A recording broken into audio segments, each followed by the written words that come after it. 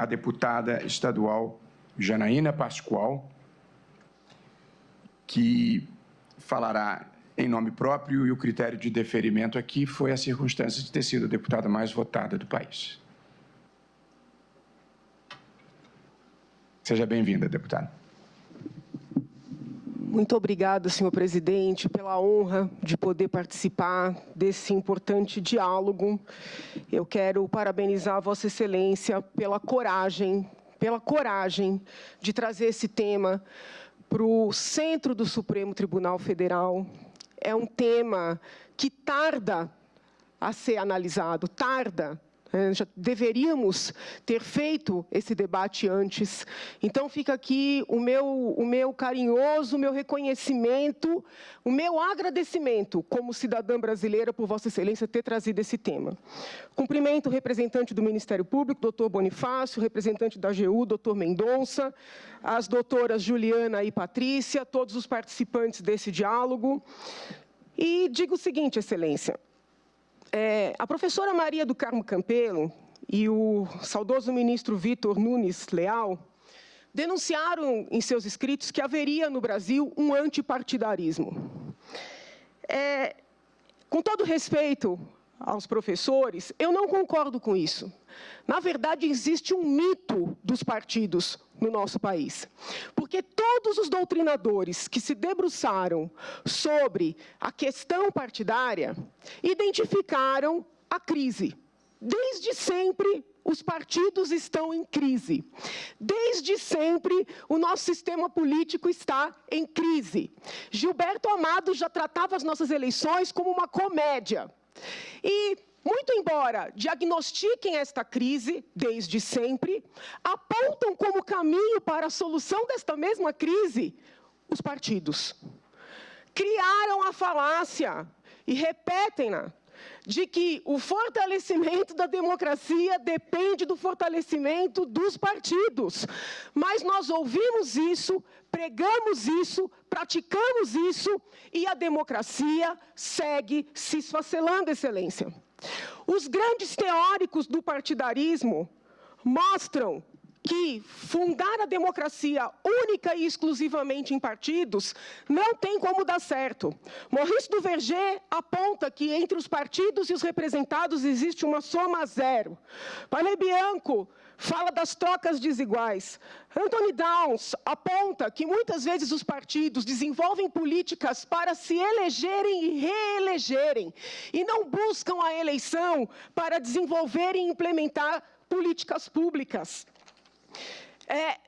Se eu fosse uma revolucionária, Excelência, eu viria aqui com o livro que está ali, de Simone Weil, pedir a Vossa Excelência que extinguisse os partidos. Mas eu não sou. Eu sou uma conservadora. Eu sempre trabalho preservando... Nem eu tenho esse poder. Eu sempre trabalho tentando preservar, Excelência, o que temos de bom e buscando modificar o que precisa ser modificado. O próprio Afonso Arinos chamava atenção para o perigo de nós extinguirmos os partidos. Toda a ordem vinda de cima para baixo pode gerar totalitarismo. Daí, mais um elogio a Vossa Excelência, quando, nesta semana, em entrevista, disse: nosso objetivo nesta audiência, ou neste processo, ou neste debate, não é acabar com os partidos, é buscar um caminho para efetivar uma saudável concorrência. Por que, Excelência? Porque hoje eu via por fora, agora vejo por dentro, que existe no sistema partidário nacional um verdadeiro cartel. Não aquele cartel da teoria do partido cartel de Peter Mary e Richard Katz. Um cartel, sob o ponto de vista penal, propriamente dito. Porque eles se unem, eles criam regras para se perpetuarem no poder e para asfixiarem qualquer indivíduo ou qualquer grupo livre que tente se estabelecer ou estabelecer uma ideia diferente. Não fosse um cartel, Excelência, Como explicar para a cidadania que, em meio a reformas econômicas tão importantes como a reforma da Previdência, a reforma tributária, a reforma administrativa, os partidos se unam para elevar o fundo eleitoral? Como explicar, se não por meio da palavra cartel? Como explicar que candidaturas sejam vendidas, que pessoas que querem se habilitar a um determinado pleito, e tem pessoas que querem nesta pessoa votar, que essas pessoas sejam inviabilizadas, impossibilitadas de se candidatarem? Porque o prazo para a filiação é um, e o prazo para a apresentação da candidatura é outro, Excelência. Cansei de ouvir gente chorando. Eu tinha a promessa de ser candidato a deputado, candidato a prefeito, candidato a senador, e no último minuto, esse direito me foi retirado. E esse indivíduo não tem para onde correr. Ele não tem uma alternativa. Os colegas que me antecederam, falando contra a candidatura avulsa, trouxeram as dificuldades do candidato avulso. Dificuldade com dinheiro, dificuldade com tempo de TV, dificuldade com estrutura, mas, pelo menos, em havendo a possibilidade, a pessoa pode escolher enfrentar essas mesmas dificuldades para dar uma alternativa para o cidadão que quer votar em alguém de mente livre. Hoje, a nossa legislação não confere, ou pelo menos a interpretação que recai sobre a nossa legislação, não confere ao indivíduo esta possibilidade. A ministra Carmen Lúcia, Excelência, diz que voto é poder. Mas como exercer livremente esse poder se entre o eleitor e o candidato existe um cartel? Como exercer livremente esse poder se este cartel impõe os candidatos? No início da nossa sessão, Vossa Excelência disse, vamos avaliar se as candidaturas avulsas valerão para os cargos proporcionais, para os cargos majoritários ou para nenhum. Eu ouso dizer, para todos. Para todos, porque nós precisamos dar um espaço para uma saudável concorrência. O contrário de cartel é livre concorrência. Muitos colegas que me antecederam disseram que este aqui não é o lugar certo para ser feito esse debate, mas sim no poder legislativo. Alguns, inclusive, lançaram mão, né, do princípio que nos norteia aqui, da divisão dos poderes. Respeitosamente, eu digo, o que significa essa tal divisão dos poderes? Significa que o legislativo pode fazer o que bem entender, e o judiciário pode fazer o que bem entender, e o executivo pode fazer o que bem entender? Não. Significa que um poder fiscaliza o outro, e quando um dos poderes está amarrado nas suas próprias armadilhas, é papel do outro poder interferir, sim. Interferir legitimamente, sobretudo quando provocado, e o Supremo Tribunal Federal foi provocado nesta questão. Tem toda a legitimidade para decidir e reconhecer que as candidaturas avulsas são uma necessidade. Vossa Excelência, ao declarar o efeito desse julgamento, chamar essa audiência, Vossa Excelência já fez referência ao Pacto de São José da Costa Rica, artigo 23, que é a fundamentação jurídica. Não tem o que discutir. Se tem status constitucional, se tem status de legislação, ele faz parte do nosso ordenamento. Ele faz parte do nosso ordenamento. A necessidade prática, Excelência, parece ser inquestionável. Mas e quanto ao fundamento jurídico? Não falo agora em fundamentação, falo em fundamento. Estamos tratando, Excelência, de liberdade individual. Mais do que liberdade, estamos tratando de identidade.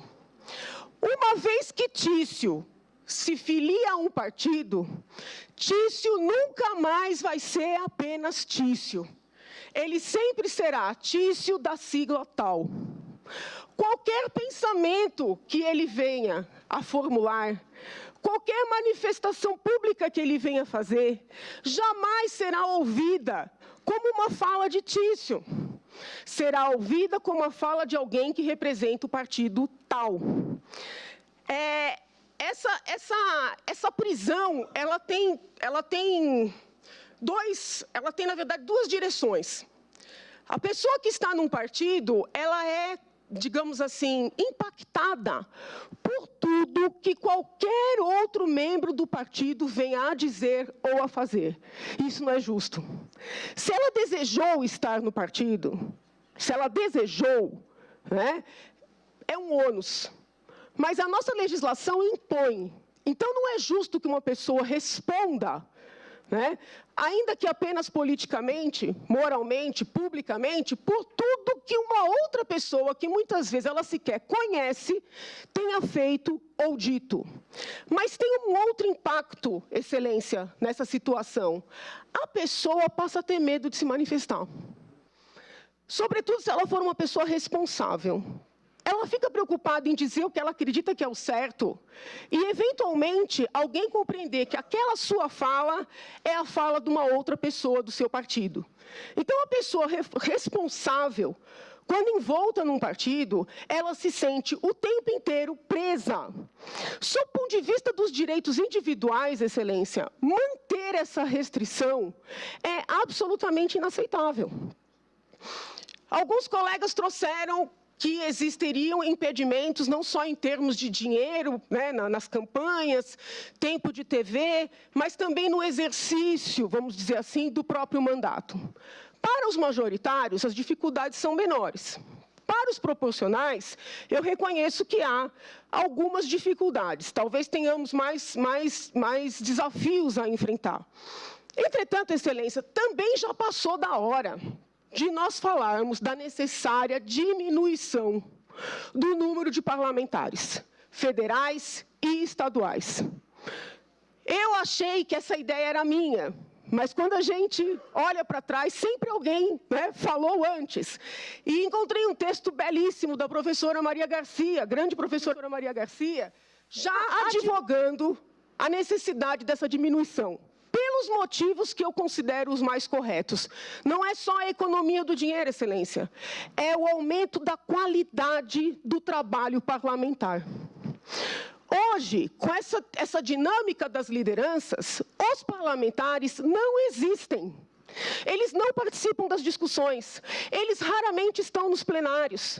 Existe o líder que fala por todos. Existe um aniquilamento, eu não vou utilizar a palavra individualismo, mas da individualidade, o que não é bom para nenhuma democracia. Para nenhuma democracia. Quando nós prestigiamos a individualidade, estamos também a cultivar os valores sociais. Quando nós trabalhamos com massa, com coletivismo, estamos asfixiando a individualidade e, por conseguinte, vitimando os valores sociais. Falar em candidatura avulsa é falar em direitos fundamentais, é conferir ao cidadão o verdadeiro poder da cidadania, que é o poder de votar e ser votado, sem ter um requisito de imposição que, de certa forma, retira completamente a sua individualidade. Eu fecho dizendo que, em nenhum momento, Excelência, estamos pedindo que se extingam os partidos. Porém, tenho certeza absoluta que se nós autorizarmos, no caso do Supremo Tribunal Federal, estas candidaturas avulsas, estaremos forçando esses partidos que estão muito acomodados no seu absoluto poder a se aprimorarem. Talvez assim consigamos o que esse tempo inteiro estamos tentando, que é o fortalecimento dos partidos.